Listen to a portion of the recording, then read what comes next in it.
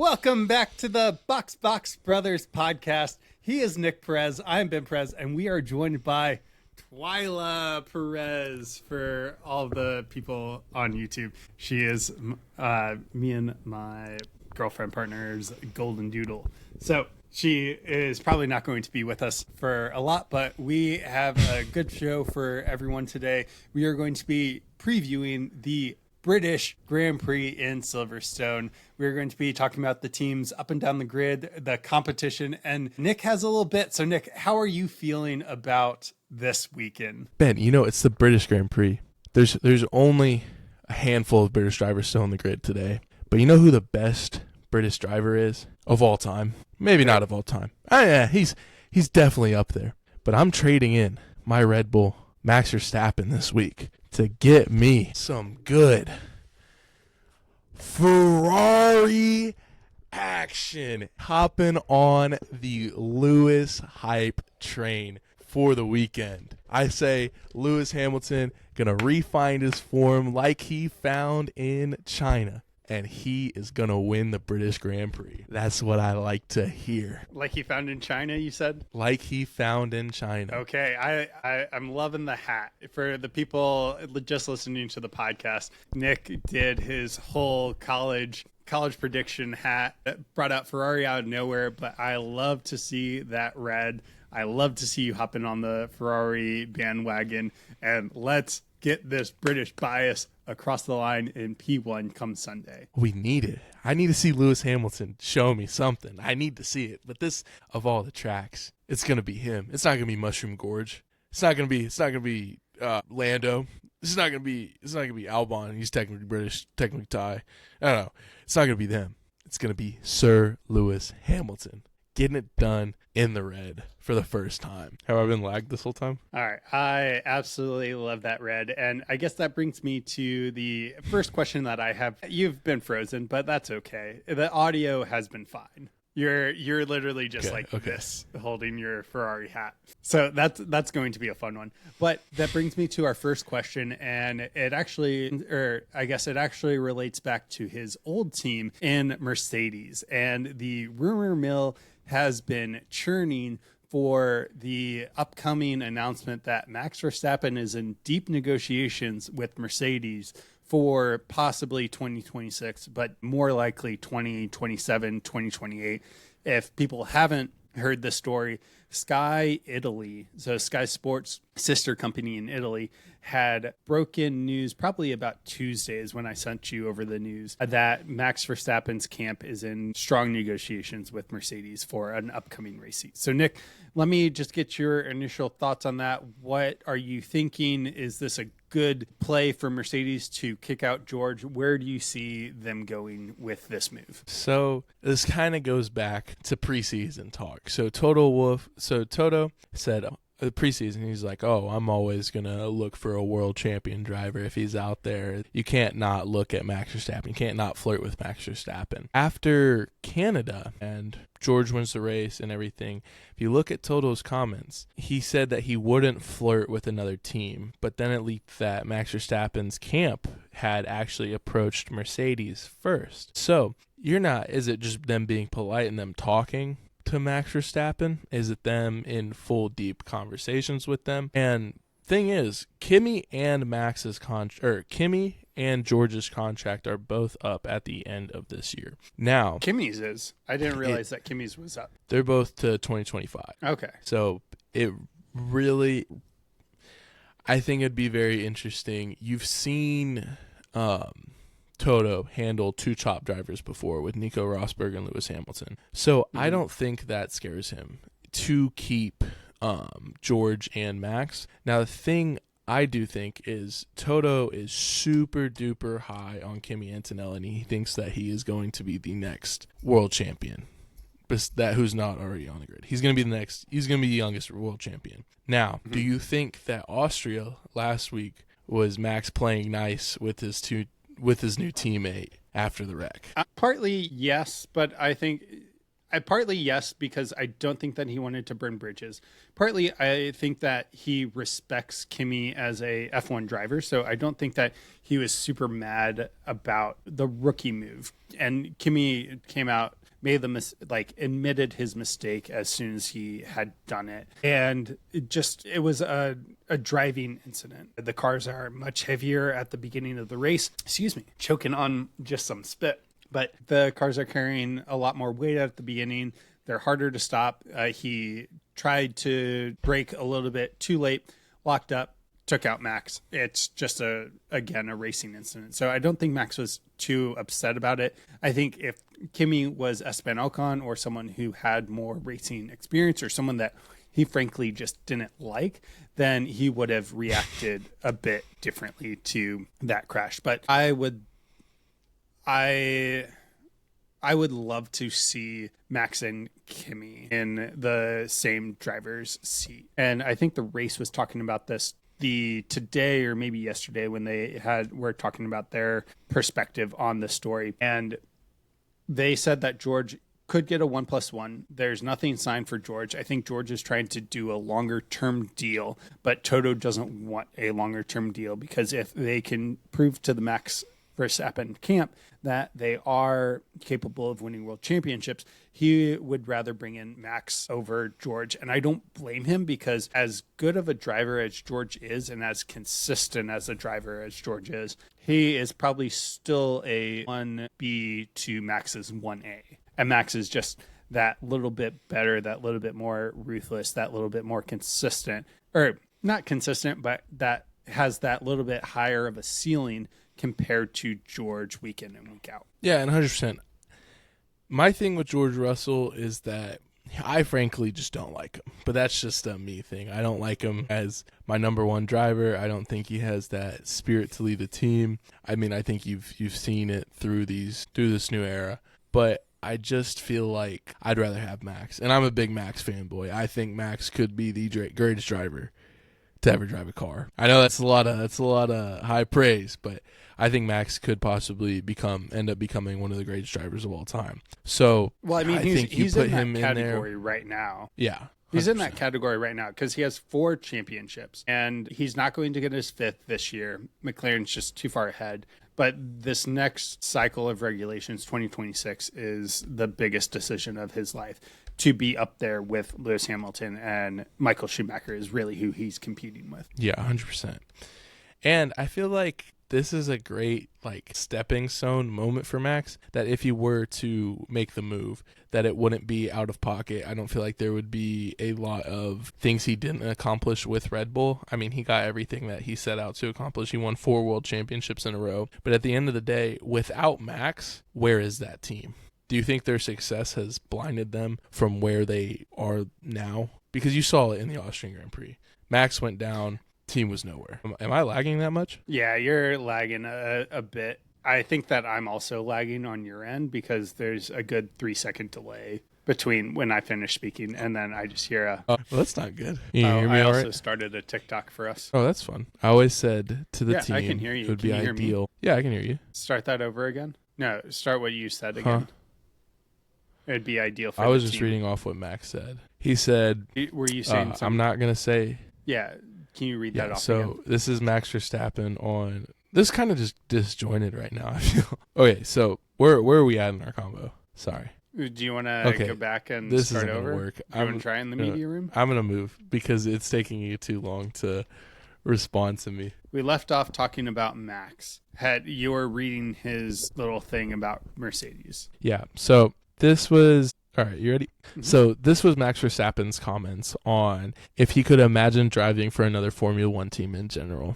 He said, I'm going to say no, because if I said yes, people will make headlines again, and that's not what I want. And then he said if he could, I always said to the team it would be ideal, and I think they feel the same way if they could, to finish off my career in Formula One with one team. I think that would be something amazing, and that's what we're still trying to achieve here. So there's loads of different stories. Max is talking to a bunch of different teams, but I still feel like his heart, he wants to stay at Red Bull. But at the end of the day, it is a business decision. So whatever he can end up finding a world champion driving car in, because he is a world champion driver. So like it's wherever he can find home. And I mean, he would look really good in the silver arrows in my opinion. So with that, I think the big three teams that he has to choose between is Red Bull, who probably isn't going to do super well come 2026. I haven't really heard much hype from their Ford engine or what their plans are in the future. And then Mercedes and Aston Martin. And I think if Aston Martin doesn't get Max, and Max ends up going to Mercedes, then I think that moves George over to the Astons. Yeah, that would be, there is a very funny scenario where Carlos gets dropped from Williams, Kimi gets replaced by Max, Kimi goes to Williams to grow up a little bit, and Carlos Sainz finds his way back into Red Bull. This just feels like the red strings on the cardboard, the cardboard, is that what it's called? The cardboard little thing that police. Yeah, like the trying to figure out a mystery. But I think that drawing all those different lines. I think it'll be done by the end of this weekend. I think because Mercedes will announce their driver. Yeah. All right. So if you had to put a bet down, who do you think that Mercedes is going to have for the 2026 season? I think for the 2026 season, they will have Mushroom George Russell, the Brit, announcing it back at his home race. And I think they're going to keep him sign him for another 1-year deal. And then Max is going to stay at Red Bull for 1 year and just see where all the teams shake up. And then that's when he will make his move. Yeah. So Kimi's partnering Russell next year. That's what I feel like. I 100% agree with you. So, Nick, let's go down the grid this week. There's a chance of rain for both qualifying and racing. So that is making actual predicting who's going to do well around this track more difficult than it would be if it was just a dry race. But let's start up at the top and let's talk about the papaya. Well, actually, for this week, the chrome rules and the McLaren. So how do you think that they're going to fare around Silverstone this week? Do you think that Lando stays atop and keeps his form rolling, or do you think Oscar makes a pushback extends his title lead against Lando? So I really feel like Oscar is going to recome to form. I feel like he's going to put it on pole if he gets 2 full qualifyings. One, we haven't really seen Oscar in the wet this year.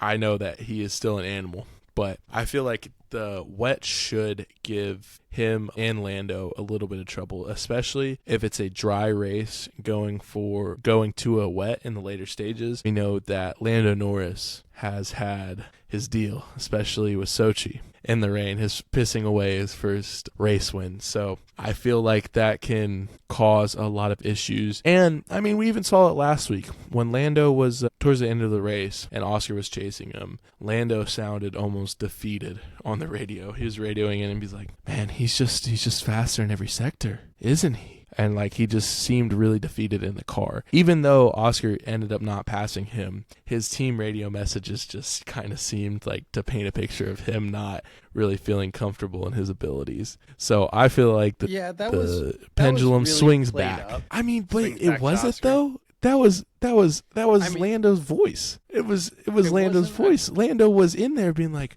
man, I don't know if I can. He's just faster, isn't he? Like, there's nothing I can do. I can't drive the car any faster. Yeah, I mean, I don't think that it's 100% false that Oscar was worried. I also think at that point of the race, he was getting dirty air from the back markers, and the back markers were messing with his sector times because once Oscar started to get through the back markers as well, then he faced similar lap time issues as Lando was at the front. So I think it was a little bit overplayed. I think that honestly, Oscar does remain behind Lando this week, and I think Lando closes the gap. I don't think that it's a 1-2 again in Silverstone, but I think Lando slightly closes the lead. And Oscar Piastri reminds me of the monster from It Follows. Have you seen this movie, Nick? Okay. Well, it's essentially the movie is the monster is supposed to represent an STD. Anyway, that's not the point of the analogy. Okay. The analogy is in this random thing in to this throw movie, in there. the monster is just very slow, but always just consistent. And no matter how far that you get ahead of it, it will continue at its pace to eventually get to you. And that's how I feel about Oscar Piastri, is that his floor is so high that even on his bad days, he's going to come home fourth in that car. I think right now Lando's ceiling is still a bit higher than Piastri's ceiling. Oscar's consistency is higher than Lando's, if that makes sense. 100%. And I mean, like, I don't know. I feel like Oscar is just a good driver, and he always puts it into really good places. I don't know. I feel like Oscar is just gonna take it this weekend, if it's just a 2-horse race. Yeah. Well, we'll see if it's a 2-horse race. A team that is probably going to have something to say about that is the team in red that you were hyping up at the beginning of this podcast, and Ferrari. They made a step up last week with their floor upgrades. They're coming in with your boy now apparently, and Lewis Hamilton, who has scored, I think, a podium on the last 14 Silverstones that he's competed in. Some have been a sneaky backdoor finish, but he has come home on that podium. So how do you think the Ferrari boys are going to fare with Lewis and Charles this week? Yeah, I mean, like, it's definitely going to be interesting to see what they do. I'm really high on Lewis this weekend for a multitude of reasons. One, he's going back home. It's probably his favorite track. I don't know if it is his favorite track, but it is probably up there in one of his favorite tracks. But I feel like Lewis... It's 1-2 with Interlagos. Yeah, it's going to be his moment to shine. He's been in the team long enough to where he's finally like getting into a little bit of a groove. If Ferrari don't do it to him, I feel like he has a very good shot of beating Charles and winning the race overall. I feel like Charles has really been helped out by... Oh, go for it. You think Charles has been helped out for...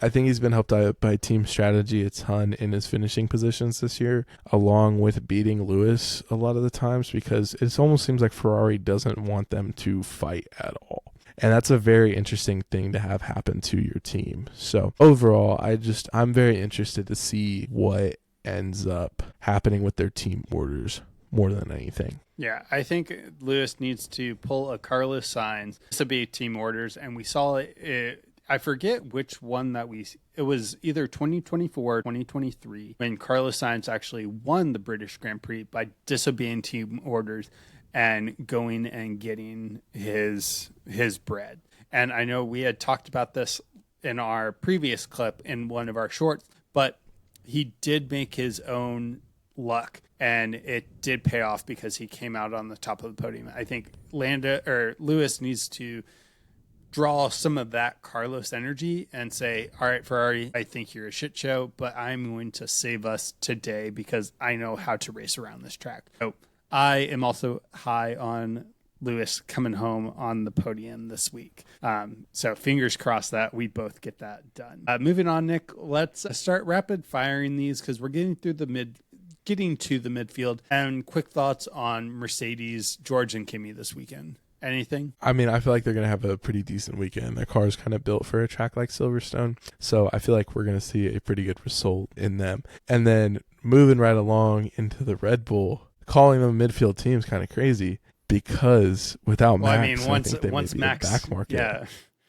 I think they may be a back marker. But either way, I feel like both the Mercedes and the Red Bulls Max will have a pretty good showing this weekend. I do feel like Yuki is just going to stay where he is at, though. Yeah, I am not going to put any money, any faith in Yuki this week. I tried to last week for my picks on Grid Rival, and that didn't turn out. It's just a child who constantly disappoints you, and I hope that he does find some form. I think if it's a wet weather race, then Max has an opportunity to be up there, and I think he's going to be competing for a podium this week like always. And then it should be cooler for Mercedes, so hopefully that will help out their car and tire temps so that they can stay in the optimal operating window. Moving down to 5, Nick, this team has kind of been on a backslide, had a double DNF in Austria, and the Williams team led by James Vowles gets that contract extension, and then everything starts falling apart. Yeah, I mean, I feel like the Williams definitely not upgrading their car anymore has definitely hurt them, and it's starting to see by how good their car was at the start to compare to what it is today.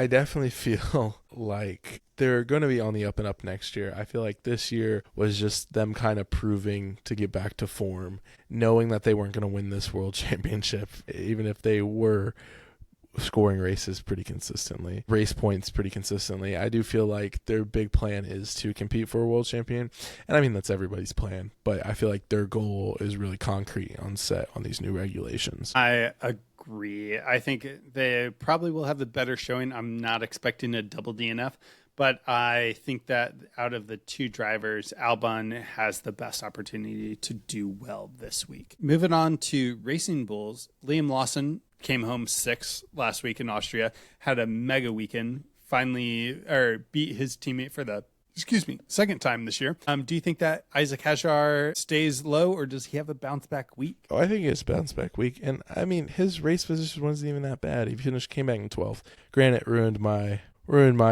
picks, but I still feel like he is going to have a great showing out there at Silverstone. I have a lot of people finishing in the top 12 right now, or top 10. So this will be, I don't know. It'll be interesting. I definitely agree with you. Isaac has the bounce back week, comes home, especially if it starts raining.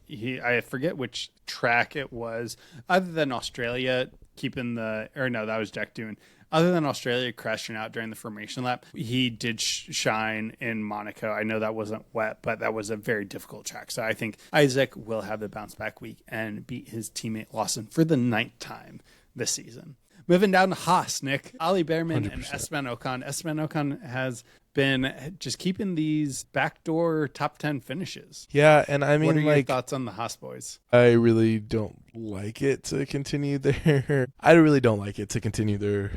great run. I don't feel like the Haas is really built for a track like Silverstone, and I also do feel like they're gonna be able to put a decent showing and fight for those last point spots, but overall I'm not too high on the Haas boys this weekend. Yeah, I'm not either. They have been just yo-yoing all season, so it's been 2 ups for the past 2 weekends, so I'm also predicting a down for Silverstone. Moving on to the team in 8th place, a point behind Haas, Aston Martin. I have faith in Fernando Alonso, but not in Stroll. So what are your thoughts on them this week in Silverstone? You know what? Riding the stroller coaster? I was going to say I have faith in Stroll again. I'm not riding the stroller coaster. No, I think Fernando will continue to be Fernando Alonso, and I do believe that I feel like they're going to be putting in the points again. I feel like Fernando has just found this consistent form that he will be able to stick with and keep going. All right. Well, Nick, for your sake, I hope there's a couple DNFs up at the top, because I think that you've chosen everyone to finish in the top 10. The next team on the list is going to be Kick Sauber. They've found some form. They're not a backmarker team. They're 2 points behind Aston Martin, 3 points behind Haas. So how do you think Gabriel Bortoleto and Nico Hülkenberg do this weekend? I feel like they're going to finish in the point. I'm joking. Nico Hülkenberg, actually, the kicked car has been doing pretty well. I feel like they're going to be fighting for points this weekend. I mean, I feel like they're going to be up there fighting. And I think this is where the F1 season has become fantastic, because it is so hard to pick who is going to get a top 10 finish, because honestly all of these teams besides Alpine I don't think are going to be in the points, but Williams has an opportunity, Max does, Racing Bulls does, Haas does, Aston Kick. They're all jockeying for those 7, 8, 9 positions. Like, I don't think it's unreasonable or crazy that you like as many drivers as you do. No, I mean, everybody's good. And we're only halfway through the season, Nick. We have 12 more races to just make wrong predictions. And Doesn't that be get you so fired? satisfied. It does. Fired Actually, up the drivers every week, the wrong podium, the wrong teammate battles. Doesn't that get you fired up, man? We got 12 more weeks. I'm super excited. I'm actually 3-1-1. No, that doesn't make sense. 4-1-1 with our predictions. Well, I'm not. Oh, do we even need to talk about Alpine? Do we even need to talk about Alpine and the stupidness that happens in their front office? Do we? They're not going to finish in the points. Pierre's going to qualify. Pierre's going to make it to Q3 and then fall out by the end of the race. Yeah, we can talk about them once they sign Bottas at the midsummer break. Yep. All right. Well, that does it for our grid. Nick, let's get into our predictions next. All right, Nick, let's get into our competition. The score is currently 8-7 me. I keep forgetting to say that at the end of our race reviews, but I'm leading by 1 point, and as always, we are going to choose a top 10 finisher, a teammate battle. If you do choose the second person in the team, you will get 2 points, and then we will do a podium. So, Nick, let's have you start us off today. Who are you coming home, or who do you have coming home as a top 10 finisher? I have Ollie Behrman coming home as my top 10 finisher. That actually plays into one of my predictions. Yeah, a little bit out of left field, but I don't hate that. One of your previous Williams or Racing Bulls can't hit, but let's see how you do that week. This week, Nick, I'm going to go with the person who has been out of the points for the past 2 weeks, and we were just talking about him, but I'm going to go Isaac Hadjar, reclaims his race pace, and comes home in the points this week. Understandable. What about for your teammate battle, Ben? So I'm actually going to take who you have in the top 10, and I'm going to have Behrman beating Ocon. Ocon has had the better of him the past 3 or 4 weeks. So I am predicting that Behrman shows some pace and outperforms his teammate in the race and comes home ahead of Esteban. What about you, Nick? Who do you have as your teammate battle? I got Kimi Antonelli beating George Russell. Ooh, okay. Any reason behind that? No, I just like Kimi. All right. I love that prediction because I do have him as my talent driver in my fantasy league. So I am with you on Kimi beating George. But it is not going to do well for my podium prediction because for my podium, I have George Russell coming home in third. I'm going to take our boy, Lewis Hamilton, coming home on that second spot of the podium. And then I do think Lando Norris comes home with the victory this week in first. Yeah, and are you ready to hear the greatest podium of all time? What will be the podium of the British Grand Prix? It's going to be Max Verstappen in third place after he gets done with a tight three-way battle for the lead, battling all race. In second place, Oscar Piastri will get it done to secure second. And in first, after being in second the whole race, and Lando Norris pitting for interns too quickly in the rapidly changing race, but Lewis Hamilton's able to stick it out on hards. Lewis Hamilton will put it in to win the British Grand Prix for 2025. Lando Norris is going to overcorrect on his strategy. Lando will be leading by miles the whole race. He's going to get a little bit of rain. He's going to be like, no, I got a box. I got a box again. I got a box. It boxes for interns, shunts him out of the race, and Lewis Hamilton inherits the lead and wipes the floor. Love the prediction. I absolutely love the prediction. All right, Nick, real quick before we head out, let's look up grid rival lines and do our locks of the week. Who are you taking? And take your time looking up the grid rival. For my grid rival, do practice locks one of the week. I'm doing practice one. Wait, the cutoff's in 11 hours? Oh, for practice one. Oh, for the race. Yeah, for P1.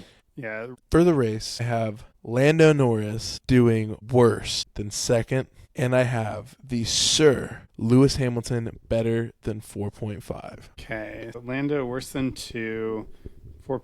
Better than 4.5 on Hamilton. Yes. I'm going to go down the grid, and I'm actually going to Testy Bestie at 14.5.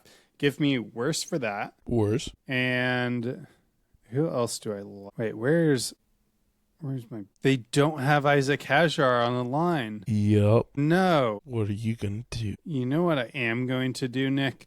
I'm going to go with that second Red Bull seat and give me worse for Yuki Tsunoda at 13.5. I like it. Yeah. So just a recap, Nick's locks of the week: Lando worse than 2, Hamilton better than 4.5. And then I'm going to go worse on both of mine for Esty Bestie at 14.5 and Yuki at 13.5.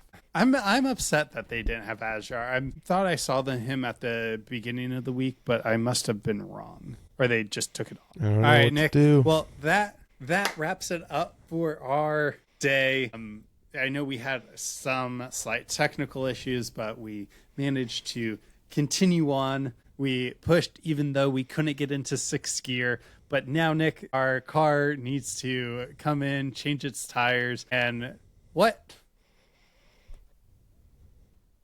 Box. That delay was fantastic. All right, we will see you guys after the Grand Prix. Hopefully we can help you make your picks and enjoy some F1 talk before one of the best races of the year. But with that, Nick, we will see them after. Peace. Deuces.